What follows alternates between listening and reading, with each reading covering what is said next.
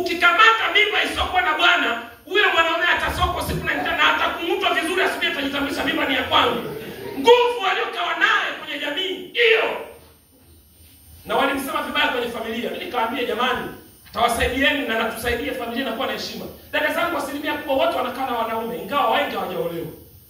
Sasa alipokufa mjomba wao kina mama, mtoto wa mjomba wangu mimi akatiwa mimba, bwana ijulikane mpaka leo hii, mtoto darasa la pili. Sijui nani, kwa nini? Aliyekapewa nguvu na kipawa kwenye familia ile ya kuiongoza familia amekufa, na amekufa na vyake. Bwana Yesu asifiwe. Kwa hiyo imani yenye nguvu. Somo la leo, fungua Wafalme wa Pili. Nakaribia kumaliza. Wafalme wa Pili sura ya 7 aya ya kwanza. Nisome pale mpaka 6 ikiniruhusu. Elisha akasema, nisikie neno la Bwana. Asema hivi, kombrazi, nitaanza na aya ya 3.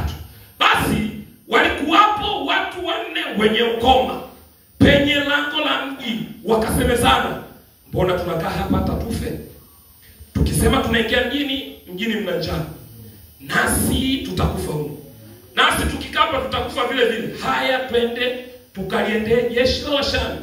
Wakituhifadhi hai tutaishi, wakituua tutakufa tu. Wakituhifadhi hai tutaishi, wakituua tutakufa tu. Alafu aya ya 9 inasema, ndipo wakaambiana, mambo haya tufanyayo si mema. Leo ni siku ya habari njema, na sisi tunanyamaza. Kingoja hata tutakapopambazuka, madhara yatatupata. Basi twende tukawaambie watu wa nyumba ya mfalme. Ilivyokuwa desturi ya miaka ya 80, miaka ya 90, niliyoikutia mimi miaka ya 90. Kipindi tunakuwa tukienda hospitalini Ndanda, tukipita hapa sasa ilipokuwa shule ya sekondari ya Abbey, shule ya msingi na sekondari Abbey, ile ilikuwa kempu ya wakoma. Sisi tuliozaliwa Masasi tunaelewa. Alafu ukija huko airport Masasi hapa Mbonde, katikati ya nyumba ya kina Debora hii, wakina Sema Simosia na uwanja wa ndege, katikati hapa pana shule ya vipofu. Huyu kwao anakaribiana na airport. Hebu Debora simama kwanza. Inawezekana wakujui. Alafu ndio katibu wa kwaya, pigeni makofi. Kwa hiyo katikati ya nyumba yao kwa kina Debora na sekondari na uwanja wa ndege pana shule maalum ya vipofu. Kwa hiyo kipindi kile watu wenye matatizo maalum walikuwa wanatengwa maeneo yao. Na kwenye Biblia hivyo hivyo, wakoma walitengwa. Na kama walitengwa, nchi ile iliingia njaa.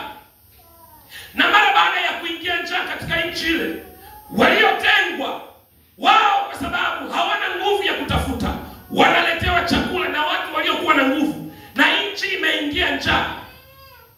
Maana yake watafutaji sasa hawana nguvu ya kuleta chakula kwa wakoma. Wamekaa siku ya kwanza, mwanangu ana njaa. Wamekaa siku ya pili, mwanangu ana njaa.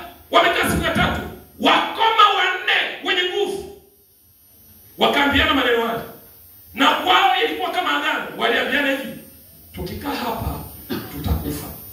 Tukienda mjini nako kuna njaa, twende tuvamie kambi ya wanajeshi, jeshi la Washani. Walemavu, lakini very critical. Ni watu wa kufikiri sana. Mike inacheza kwa ajili yetu. Ni walemavu, lakini ni watu wa kufikiri sana. Ni walemavu, lakini ni watu ambao wanashika